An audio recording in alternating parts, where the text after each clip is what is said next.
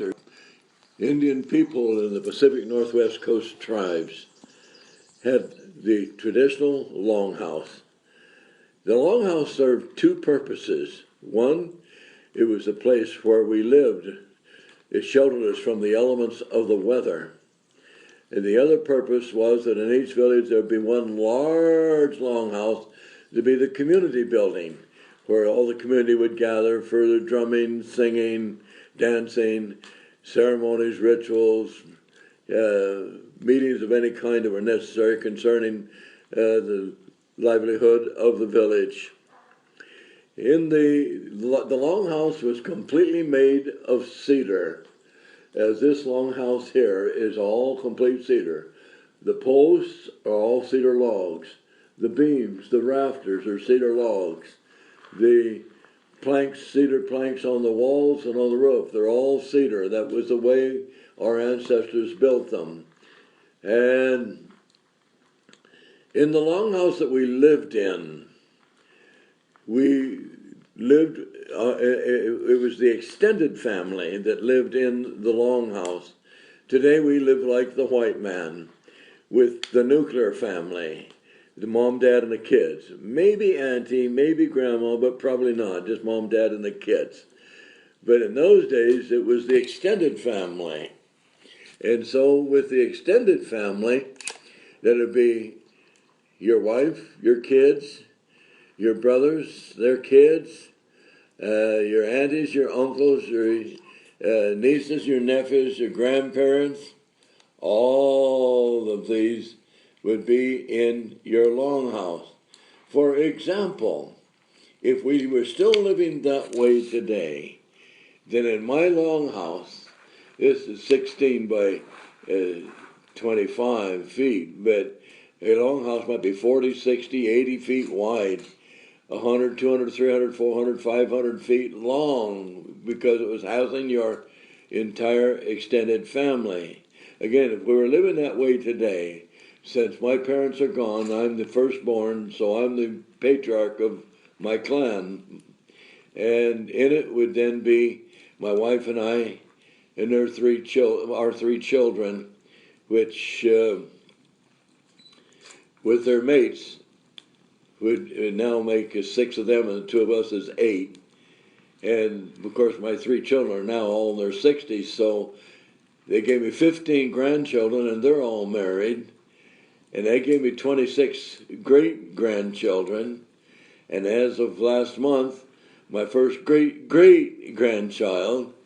And there would be, with all of us, there would be somewhere in the neighborhood about 72 of us in this longhouse. But then there would be my brother 2 years younger, and his 79. And my other brother with his 74. And sister, there'd be about 200 of us living in this one large room.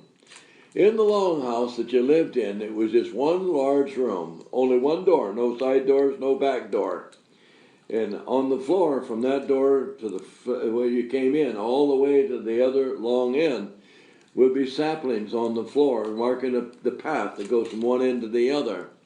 And off to the side, that would be saplings, and that would separate my place where me and my kids are. And on the other side, across on the other side, would be my brother and his kids. But then, as the families grew, your longhouse got longer and longer. And there'd be a fire between those two and a fire between these two. That would be the cooking fire.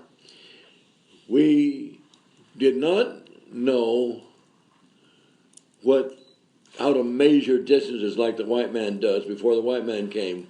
This idea of a thing being a foot long, a yard, or a mile long, or whatever, those were not concepts that we had. So in those days, if you were to be a visitor and you would ask me, how big is your longhouse? I might say my longhouse is a 7-fire longhouse or a 19-fire longhouse. And immediately you'd know how big it was. It was a 7-fire longhouse and a cooking fire for each 2 families. There'd be 14 nuclear families in it. If it was a 19-fire longhouse, there'd be 38 nuclear families, all related in that one big, large room. No partition, just a big open room. They say that Chief Self, that's Chief Seattle, that his longhouse had somewhere between 500 and 600 people living in it. The biggest longhouse that we are aware of no longer exists. It finally crumbled. But when the first white settlers came here, it was still standing. They claimed that that one longhouse that one family lived in was over 1/4 of a mile long. Can you imagine living in a house that big? But it was all one big, large, extended family. And how could a family get so big? Well, in those days, before the white settlers came, a man could have as many wives as he could afford. And so he may have 7, 8, 9 wives. He may have 50, 60, 70 children just in his nuclear family.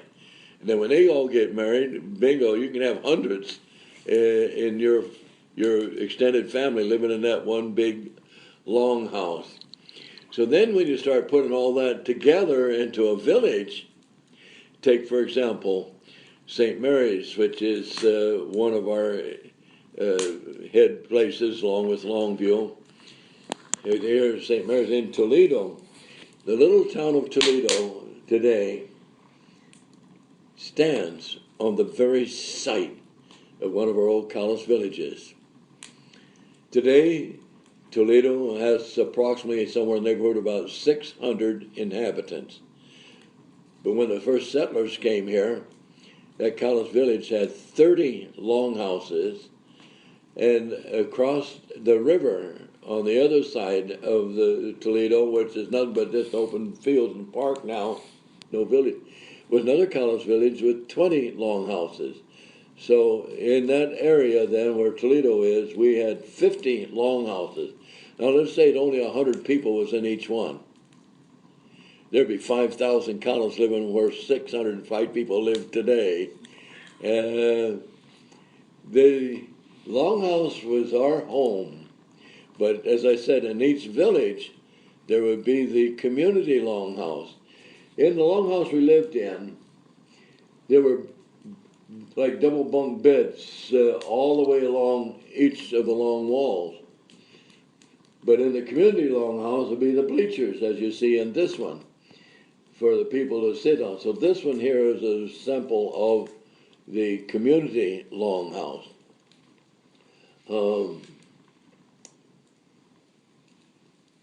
Well, I wonder what else I might tell you about the longhouse. There's some more here I can tell you. Since it only had one door, when somebody would die, one of the Cowlitz elders would die or one of the youth, they would never take them out that door. The reason, their belief was that that person doesn't want to go off into the spirit world all alone, wants company, and wants to come back and get somebody and take them with them.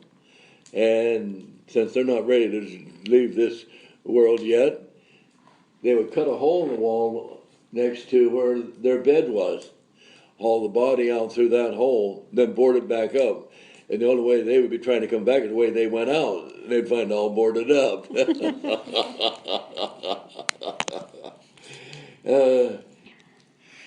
Okay, the longhouse was our permanent dwelling place, but in the summertime, we would usually be up in the mountains. We would be picking the berries, and we out on the prairies, out digging the camas and so forth, and we would build structures that were out of mats woven from the stalks from the canes and the brush mats, the reeds along the river.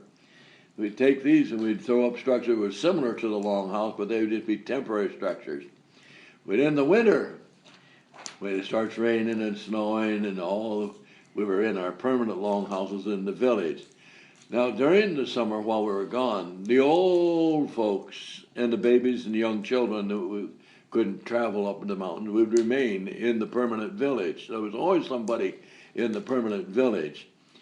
But our storytelling, the old legends, there would be no storytelling during the summer when you're out real busy gathering wood for the winter, digging the roots the camas and the other roots, picking the berries, fishing, hunting, gathering all your food for the winter. But when it started raining, you were all in that longhouse. And that was a time of storytelling, with the rainy outside and the long, long nights and short days. After dinner each evening, it'd be storytelling time with the old grandma storyteller or the grandfather storyteller. And those stories, since you'd be there all winter long, the story may take 4, 5, 6, 7, 8, 9, 10 nights to tell one story. We've lost all of those stories because we no longer live in the old Indian way in the Longhouse together. We're not there all the 24 hours a day with each other all winter long like we used to be. We've messed up. We live like the white man in our little tiny bungalows. Oh, some people say, my house is not a bungalow. I've got 4,000 square feet in my bungalow. You don't have 500, 600, 700 people living in your longhouse, in your house. But today, I was the storyteller for the Cowlitz tribe when we have a tribal meeting. And the first thing on the agenda is a spiritual lesson from the spiritual leader. And quite often I use that time, they expect me to tell an old tribal legend. But I don't have all night long and 5, 6, 7, 8 nights. We're there maybe twice a year for the general meeting. So, or we can tell a little short legend, a 5-minute legend. And consequently, since we haven't been telling the old long ones for many, many years, we've lost them. We don't know what they were. We just know that they were there. I remember when I was young, some of the old elders could remember the long nights of storytelling. How long would they tell around the campfire, the legend? Until people either started going off to their beds or people started falling asleep. And so the storyteller in the Cowlitz language would say, which translated into English would be, I will now tie up the myth canoe. It's like a canoe tied up to the tree by the bank of the river, but it's the story. And the next night I will now untie the myth canoe and continue the story. It was Cowlitz language that was set in. What is interesting that these youth and children may be hearing that story for their first time, but the old elders are sitting around there. They've probably heard that story so many, many, many times. And if the storyteller would get off and try on a tangent with the story, well, one of the old elders might say in the tribal language, better be careful, your myth canoe might float away on you. The stories would be two different kinds. One would be what I call the historical stories, and the other the moral teaching stories.